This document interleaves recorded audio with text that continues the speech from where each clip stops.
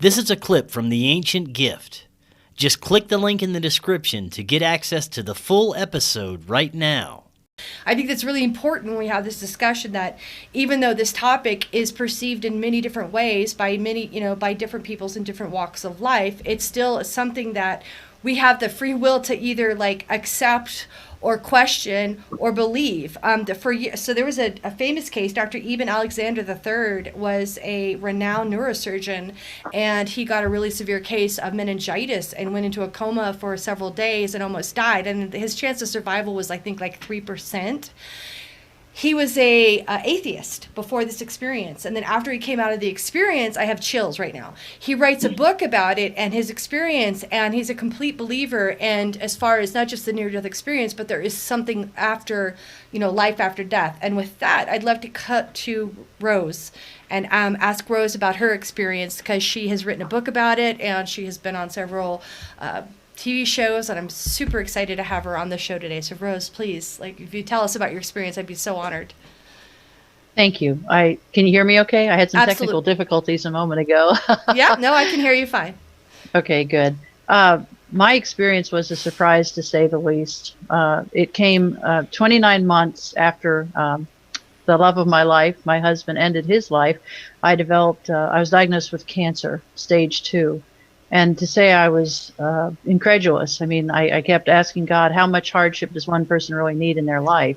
And after a cervical biopsy, which the point of it was to determine exactly how far the cancer had spread, I bled to death. It took about 6 hours, but I bled to death in a second hospital where I'd been taken by ambulance.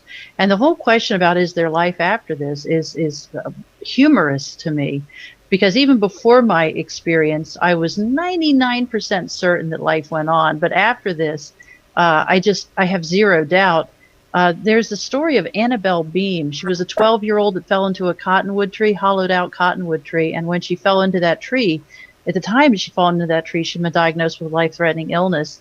And then it took a couple hours to rescue her out of the bottom of it. And she told her mother later, she said, the angels came and sat with me while I was in the bottom of that tree while the rescuers were trying to get to me. And they kept me company, and they talked to me, and they told me that everything would be okay. Well, subsequent to that, she found that she was completely healed of this disease.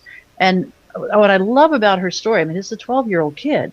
What I love about her story is her mother would grow frustrated. About 30% of the people who heard this story said, she's making it up. This is, it's the brain shutting down. The brain stem sends off these lights when it shuts down. Mm-hmm. But Annabelle was very calm, and she said, Mom, there will be a day they believe. And it's not my job to convince them. It's just my job to tell what I experienced. And I just love that. And that's the fact. And I, frankly, am not even comfortable with the term near-death experience. Near-death experience is what, I'm a writer. 35 years I've been writing for everything from newspapers, magazines, websites, ad copy, everything.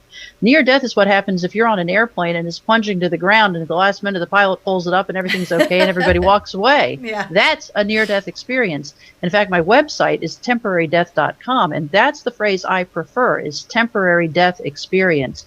I did not come close to death. I bled to death. My heart had stopped. I felt myself pop out of my body like toast out of a toaster. I have medical proof that my heart stopped. I was dead for more than 10 minutes. And the interesting thing about bleeding to death, they cannot even do CPR on you, because with every compression, they just push more blood out of your body. So my medical belief is my brain had no oxygenation for more than 10 minutes. And the medical belief is I should have come back pretty damaged, compromised, if even any function whatsoever.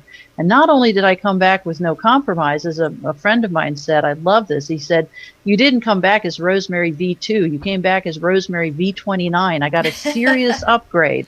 And an upgrade in every way. And upon my return, I did not want to come back from this experience. In fact, one of the most remarkable things, because again, I've been a writer. I know even Alexander was a neurologist, and so my perspective is going to be very different as a neurotic, overly sensitive, overthink everything, rumination is my middle name writer.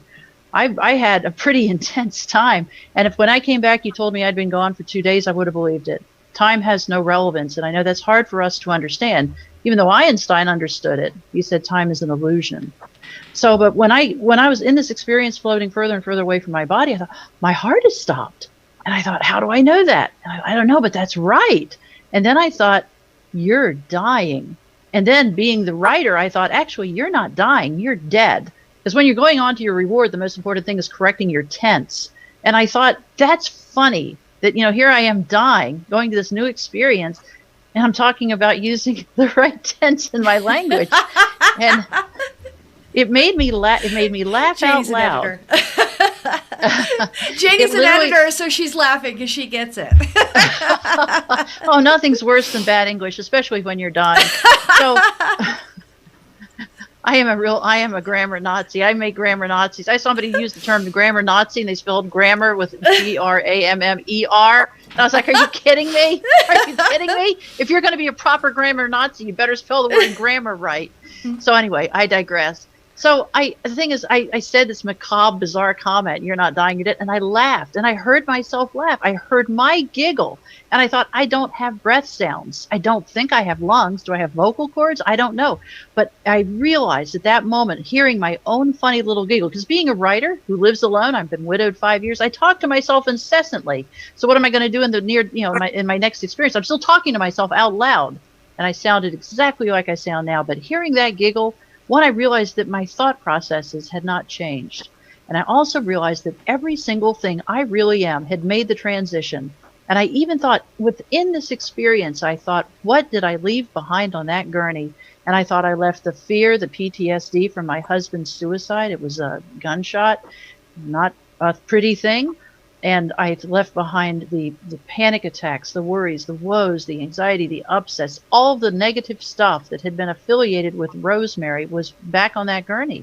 And I thought to myself, I've always wondered what Rosemary the writer would look like. Actually, I thought, what would I look like with all that gone, all that stripped away? What's left is the beauty, the love, the peace. And it was profound. It was very profound. And when I came back, I didn't want to come back. Nobody ever wants to come back. Every now and then you run into somebody who says, oh, I wanted to come back. Well, I don't understand. But I did not want to come back. And I was told, it's a long story, and I'll give the short version, but I was told if I agreed to come back, I'd come back healed. I would come back healed of not only the physical disease, but also the mental decimation caused by my husband's suicide. Because I don't know how much y'all know about suicide, but I know a lot. We are the lepers of society. Yeah. I went from being the wife of a prominent attorney and living a beautiful life in a beautiful place, and many, many, many blessings to go with being high up on the social ladder, to living out of my car briefly. And it was isolation that I could spend another hour talking about. So I was told by the angels if I agreed to come back, it would all be healed. My life would be restored, and I would be healed. Mainly my concern was being healed of the emotional grief occasioned by his death and all the nasty et ceteras. And when I came back, it turns out the cancer was gone. It took some time. I had to find another oncologist, by the way. When you go to your oncologist, and he says, look, you need to start that chemo and radiation next Tuesday. And you say, oh, you know what? We don't need to worry about that. I was healed in heaven. Everything's just swell. It turns out they don't always embrace that with both hands.